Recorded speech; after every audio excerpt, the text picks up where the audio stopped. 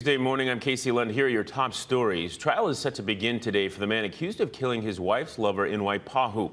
Eric Thompson faces a murder charge in the death of John Tokuhara in January of 2022. Thompson is accused of shooting Tokuhara at the victim's acupuncture clinic after learning of the affair. Prosecutors say the murder was premeditated, and the suspect was seen on camera at Tokuhara's office on the day of the shooting. Thompson has been on house arrest since posting $1 million bail last April. He has pleaded not guilty to those charges.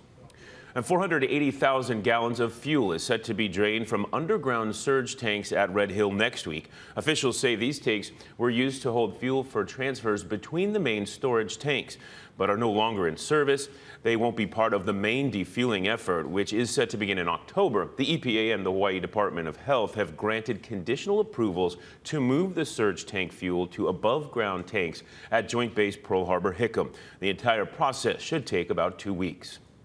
Meanwhile, the Navy will now allow a test of the drinking water at the Red Hill shaft, which was contaminated by the 2021 fuel spill. The Board of Water Supply said earlier this year that a previous request to do so was denied, but direct talks with Navy leadership has allowed them to change course. So I'm just glad to report that there's some positive development here, that the Navy is now willing to let us go to Red Hill Shaft and take some water samples, maybe in early August. The Navy says the agreement is for a one-time sample, and the results of its monthly tests are posted online. Let's check in with Billy on your weather.